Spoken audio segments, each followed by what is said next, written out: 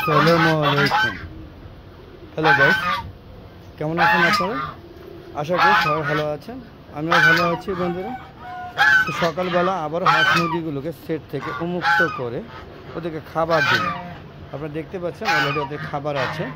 হ্যাঁ, সেটগুলো থেকে যখন খাবার দিয়ে ওদেরকে কোন মানে ছাড়া হয় তখন কিন্তু খাবারগুলো অটোমেটিকলি তারা এসে খেয়ে নেয়। আপনার এখন যে বাকি খাবারগুলো আছে এগুলি সব চড়ুই পাখি খাবে। অলরেডি চড়ুই পাখি ছিল, আমি আপনাদের দেখাতে চেষ্টা করেছিলাম কিন্তু পারিনি। যখনই আমি ক্যামেরাটা অন করি তখন চড়ুই পাখি সব ভয়ে পালিয়ে গেছে, মনে করছে হয়তো বা আমি তার শিকারের উদ্দেশ্যে আছি। যাক, এখন চড়ুই পাখির সাথে বন্ধুত্ব হয়নি। তো আমার এই যে রাজহাঁসগুলো, ওদের সাথে আমার খুব ভালো বন্ধুত্ব হয়েছে, দেখতে পাচ্ছেন। আর আমার সাথে সাথে সারিবদ্ধভাবে ঘুরছে। এখানে 5টা আছে আর 7টা অলরেডি চলে গেছে পরপারে। তো দেখতে পাচ্ছেন পাশাপাশি যে চীন হাঁসটা, এটা কিন্তু খুব ভালো আমার বন্ধু। দেখেন সারাক্ষণ যখন আমি ছাদে আসি তখন সে আমার সাথে ঘুরে খাওয়া দাওয়া করে এবং আমাকে তার সুন্দর ক্লাসিক হাঁটা দেখায়। দেখেন কত সুন্দর। এই দেখেন আমি যেখানে যাব সে সেখানে যাবে। এই দেখেন সে অলরেডি আমার সাথে সাথে চলে আসে। অনেকে বলে না যে হাঁসও কিন্তু মানুষের বন্ধু হয়।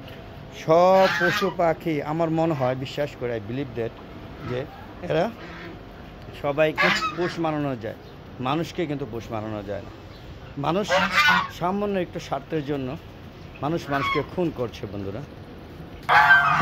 মানুষ মানুষকে খুন করে কিন্তু পশু পাখি কিন্তু খুন করে না। তাই মানুষকে ভালো না বেশি আমার মনে হয় যে মানে বন্ধুত্ব যে করবেন সেটা ভালোভাবে দেখে বন্ধুত্ব করবেন, ভালোবাসবেন, এটা কোনো সমস্যা নেই। কিন্তু তাদের বংশ এবং তাদের আচার স্বভাব দেখে বন্ধুত্ব করা উচিত। কারণ একটা বন্ধু আছে হুটহাট রেগে যায় এবং তাকে অ্যাটাক করে বসতে পারে। এই ধরনের বন্ধুর থেকে দূরে থাকে বেটার আমি মনে করি। আপনারা কী মনে করেন জানি না। তো সেই সময়টুকু অপচয় করবেন কীভাবে? এই যে যদি আপনাদের একটা ছাদ থাকে, তো ছাদে হাঁস মুরগিগুলো পালন করতে পারেন, পাশাপাশি বৃক্ষরোপণ করতে পারেন। দেখেন ছাদে কত সুন্দর বৃক্ষরোপণ করেছে। দেখেন প্রচুর দুন্দুল গাছ হয়েছে এবং আজকেও প্রায় 10 কেজি দুন্দুল পেরেছে। পুরো ছাদটাকে দুন্দুল দিয়ে ভরে গিয়েছে। আপনারা দেখতে পাচ্ছেন গাছে এখনও বড়ি হচ্ছে, প্রচুর বড়ি আছে, পাশাপাশি আম ঝুলছে। আসলে ওখানে দেখাতে পারছি কিনা আমি জানি না।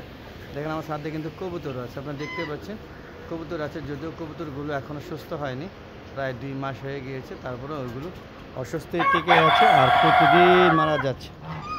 এই হলো আমার ছাদের কর্মকাণ্ড। আপনারা দেখতে পাচ্ছেন। চলুন একটু কবুতর ছেড়ে দিয়ে ঘুরে আসি। দেখতে পাচ্ছেন কত সুন্দর, সময় অটোমেটিকলি কেটে যায় সময়গুলো। আর বিকালবেলা প্রচুর বাতাস, সেই বাতাসে বন্ধুরা আরামে আয়েশ করা যায়, প্রচুর অক্সিজেন পাওয়া যায়। দেখতে পাচ্ছেন সব কবুতরগুলো অসুস্থ। দেখেন এই দেখেন সবগুলো অসুস্থ, একটা অসুস্থ না, সব অসুস্থ। একটা বাঁচবে কিনা সন্দেহ আছে, সব মারা যাবে। আপনারা দেখতে পাচ্ছেন। তাই কবুতরের ছেড়ে এখন খুব কম আসে। আপনার তো বন্ধুরা দেখতেই পেলেন যে কী অবস্থা। পাশাপাশি দেখেন আমার টাইগার মুরগিগুলো 4টা আছে, ওদেরকে আস্তে আস্তে খেয়ে নেওয়া হচ্ছে। ডিম পাড়া বন্ধ করে দিয়েছে এবং একটা জব করছে, প্রচুর জবাই করা হয়েছে, প্রচুর তেলের দ্বারা আবৃত। তাই যে কোনো মতো স্ট্রোক করতে পারে। ফ্যানগুলো নষ্ট হয়ে গিয়েছে আর কবুতরগুলো অসুস্থ হয়ে যাওয়ার কারণে আর ফ্যানগুলো লাগানো হয় না। বুঝতেই পারছেন কী অবস্থা। চলুন কিন্তু বেরিয়ে যাচ্ছে। তো সকাল সকাল আকাশ কিন্তু কিছুটা মেঘাচ্ছন্ন হয়ে আসলো। এই ভিডিও করার তালে তালে আপনারা দেখানোর চেষ্টা করছে আকাশ কী অবস্থা। এই দেখুন আকাশ কিন্তু ওই যে মেঘলা হয়ে যাচ্ছে, দেখতে পাচ্ছেন মেঘলা হয়ে যাচ্ছে। বুঝতেই পারছি কেমন অন্ধকার হয়ে আসতেছে। তো বন্ধুরা দেখতে পেলেন কী অবস্থা। এইভাবেই ছাদে হাঁস মুরগিগুলোকে পালন করা হয়।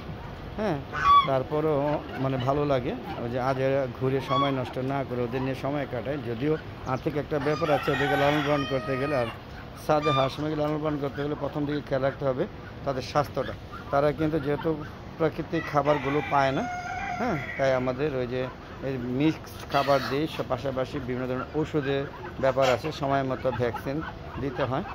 যদিও আমি ওই বার্ড ফ্লু বাইরে হওয়ার পরে থেকে আর কোনো ভ্যাকসিনই দিই না, এখন ভালো সুস্থ আছে। বার্ড ফ্লু কি ভ্যাকসিন থেকে আসলো কিনা যায় না। ভ্যাকসিনটা দেওয়ার পরে 7 দিন পর থেকে এই যে আমার সবগুলো মারা গেল। পরে পোস্টমর্টম করতে গেলাম, পরে বলে যে বার্ড ফ্লু ভাইরাস হয়েছে। তো বার্ড ফ্লু আমি তো দিয়েছি আপনার ওই যে রানীক্ষেত ভ্যাকসিন, তারপরে হলো ডাক কলেরা, তারপরে হচ্ছে ডাক প্লেগ, এইগুলো ভ্যাকসিন দেওয়া হয়েছিল হাঁস মুরগিদেরকে।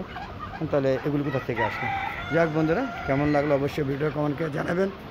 আর প্রতিদিন বিকাল 3টার পরে নতুন নতুন ভিডিওগুলো আপলোড করে থাকে। আর ফেসবুক পেজে 6টার পরে নতুন নতুন ভিডিও আপলোড করে থাকে, সেগুলো দেখা আমন্ত্রণ জানাচ্ছি বন্ধুরা।